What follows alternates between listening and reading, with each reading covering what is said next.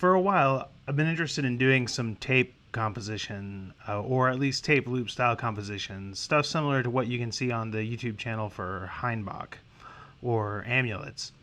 But this is the only tape recorder I have, and while it's fine as a tape recorder, it's missing a lot of the fun features that make that kind of composition fun. Stuff like variable speed or easy overdubbing. Right now, I have to do the trick where you stick some aluminum foil between the erase head and the tape.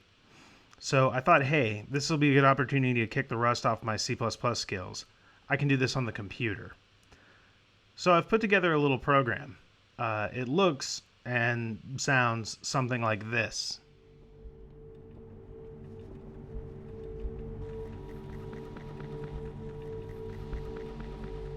So the sounds you're hearing right now are a test session I recorded in my dining room, and the screen you're seeing was my actual screen while I was recording it.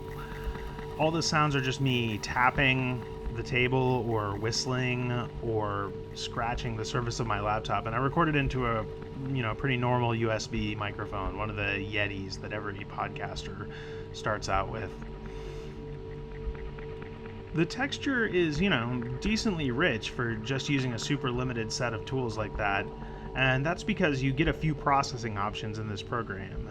The way it works is you set up a series of loops, and each loop plays back through up to 3 read heads, which can be their amplitude can be independently set, and they each have their own filter, which is either a low pass or a band pass or a high pass. They can also be offset at different points in the loop to let you hear the same sound, but at 2 different points at the same time, which can be used to create echo effects or various other things by changing the filters and doing different stuff.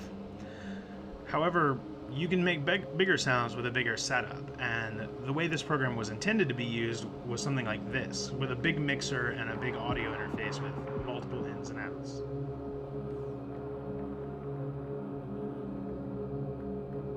So the sounds you're hearing right now come from a session I recorded on that big mixer using a synthesizer, a drum machine, various noise-making devices into a microphone. I want to take this time to talk about a couple other features that you can't readily see just seeing that screenshot from before.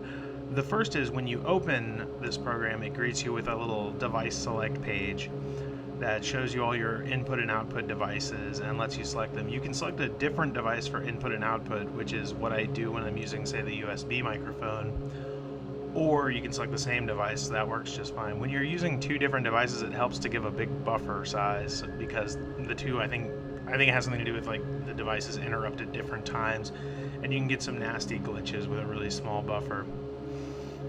I don't allow you to change the sample rate at present. I just locked it at 48K just because that's what I'm always using no matter what, and it's never really been a problem for me. If it becomes a problem in the future, I'll just add a variable sample rate to that opening menu. It's no big deal.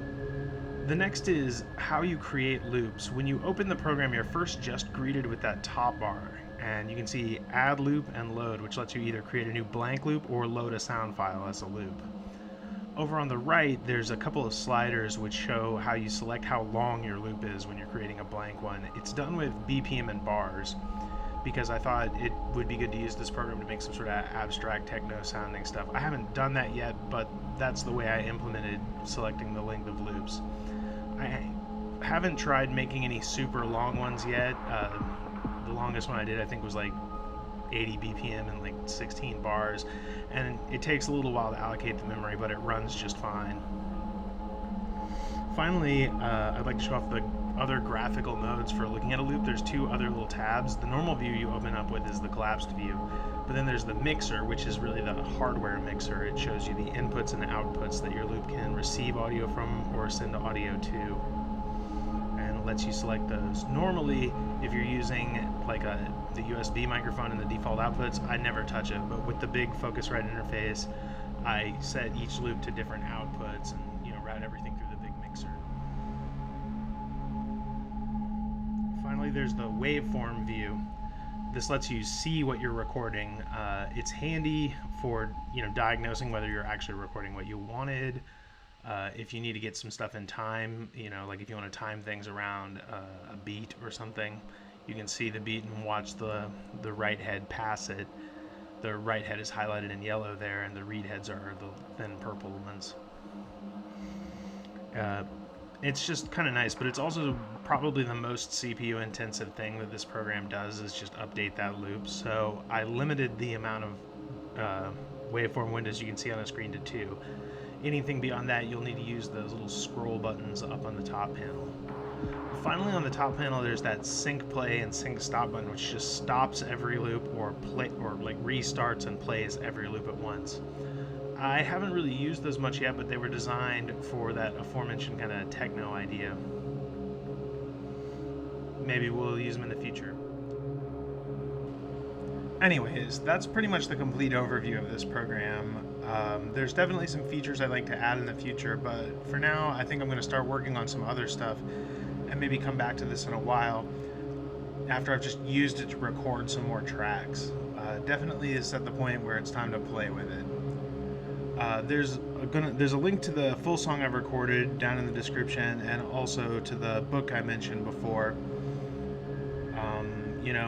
If you got any questions, leave me a comment or something.